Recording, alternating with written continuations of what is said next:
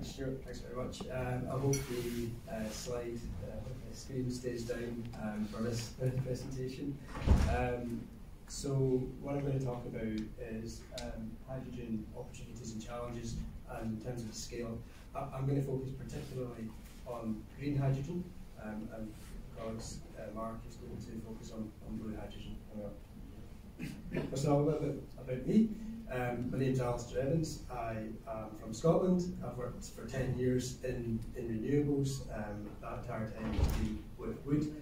I've worked on wind, solar, battery storage and green hydrogen projects all around the world.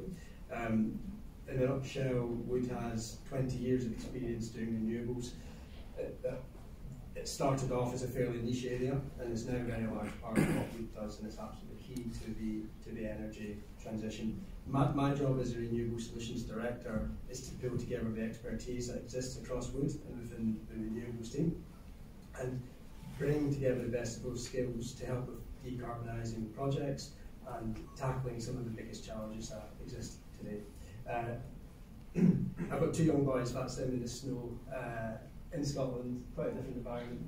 They also love wind turbines. I can't, it's definitely nothing to do with my bias. So the agenda today, we're going to quickly touch on the future energy mix and how it's changing. There's one slide on the makeup of global supply and demand for green energy, talk about energy vectors and 5 challenges around it. So I'm just going to pick out 5 key challenges to talk about. There are others as well. So in terms of the energy mix, now the future of energy, as I'm sure you know, is changing. In the middle of the diagram on the right there, we can see what is effectively the current. You can see that the dip in the middle of the graph is during COVID, when energy consumption reduced. The key thing that I see from this, and this is produced by McKinsey in a recent Energy Outlook, is the humongous increase in electrical use and hydrogen use, an increase of 3 times on electrical, and in hydrogen, as Stuart's graph showed earlier, we're talking projected 7 to 8 times increase in hydrogen. The reason why this is happening is because, obviously there's decarbonisation, and that's a key thing, but the simplified matter as well is that the price of green power is reducing and can, in some cases, be competitive with traditional energy generation. In terms of the global supply and demand dynamics, this diagram has been produced by the Hydrogen Council and is focused on hydrogen. What it shows is that all across the world, the dark colours, so in the top we're looking at areas of the world that are well placed for green hydrogen production, and the lower side is parts and regions that are well suited for blue hydrogen production. And the red circles, the orange circles, show where the demand centres are. What's quite interesting about this diagram is clearly there's a mismatch between the supply and the demand of energy. And also, I think as we stand here in Oman, you can see that the whole region of the Middle East is well placed for both green and blue hydrogen. And coming back to what Stuart mentioned in his last presentation, this potentially opens up a massive opportunity for export of this energy to the parts of the world where it's needed. In terms of the green energy vectors that exist, so this diagram is not intended to be comprehensive, but it quite simply shows the current sources of green energy and the uses, and then the connections between them in the middle, which are the vectors. Now, electrification, if you can produce energy in electricity and use it as electricity, then the most efficient way to move it, if you can, is by electricity. So, that works when, within on a kind of a country, regional basis. Obviously, it doesn't work right now in terms of over long distances. Technology is still scaling up on that. The other way of transferring energy is by molecules, and it could be by hydrogen, or it could be hydrogen products like ammonia, methanol, MCH, for example. So really this question about moving energy is really one which is about, are we talking electrons or molecules?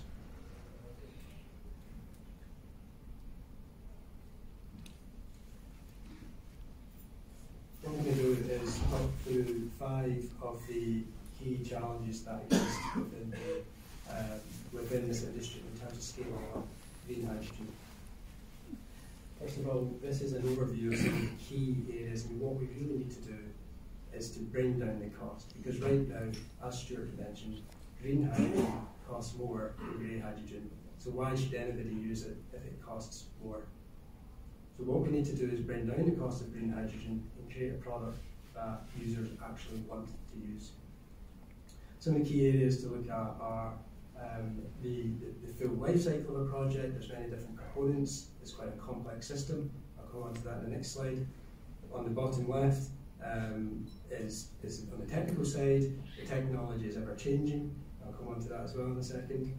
On the top right, the hydrogen delivery model is key. What's going to be absolutely key in this sector is creating something that is repeatable, modular, it can be standardised and used across projects. That's how we get scale up. That's what we've seen within the renewables industry as well. And last, on the bottom right, is the commercial. Now this commercial side is absolutely key, because a lot of the conversation at the moment is about how do we produce green hydrogen and driving down the cost of production, but we also need to talk about who's actually going to buy the green hydrogen that a producer creates and who's going to use it. And that's always tricky at the start of a new line. So this slide, so challenge number 1 that I want to talk about, focus on, is the overall system and the optimization of that system. On the left, what we have here is the start of the chain, and this is just intended to be a simple chain of an example project. So you're starting off with power from renewables, or from grid, or from a battery. You have raw water coming in. You then go through desalination. There's an electrolyzer. It's compressed. The hydrogen's stored. It's turned into ammonia, or whatever product it is that needs to be used. It's moved. It's been reconverted if need be, and further stored. So there's many different parts to this chain, and it's absolutely critical to look at the chain as we try to optimize this problem and bring down the costs. Each one of these blocks represents, a range, potentially multiple different technologies and many different options that a system operator has to consider. And so what we do a lot of right now with clients is this techno-economic modelling and optimization of the project. And do you, for example, how do you match your renewables generation size to the size of your electrolyzer that's producing the hydrogen? Is it a ratio of 2 to 1? Is it 1 to 1, etc.? So what we end up doing a lot for clients is playing around with these parameters, so that ultimately we can get to, at the end of the day, the lowest levelized cost of hydrogen or ammonia or whatever it is that the client is looking for. At the same time, as well as trying to optimize, we're trying to standardize, which can be a little bit of a contradiction in terms, but it is that the market's quite young, and we're in that place right now where it's important to look at all the options and make sure that we standardize in the right way. So this is really about nailing the technology within each box here, and then standardizing that and bringing the costs down. Next challenge is just the cost, quite simply. Shown in the diagram here, you can see that the vast majority of the cost of green hydrogen is made up by the cost of electricity. 33% of the cost, a third is the capital cost of the electrolyzer equipment. What's interesting about this to me is that the Middle East as a region is very well placed in terms of driving down this cost, because the Middle East has some of the lowest green energy renewables costs in the world.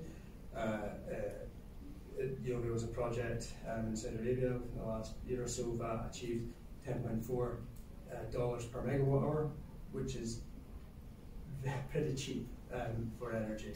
If you consider that in Saudi Arabia, the price of electricity is between $50 and $60. I think here in Oman, it's similar. Obviously, the challenge with this is obviously intermittent power source, so we're not going all the time. So that's another challenge that needs to be addressed in this scale up. There's batteries, there's using grid, there's various ways around it. This price here is the lowest price that has been achieved. It represents the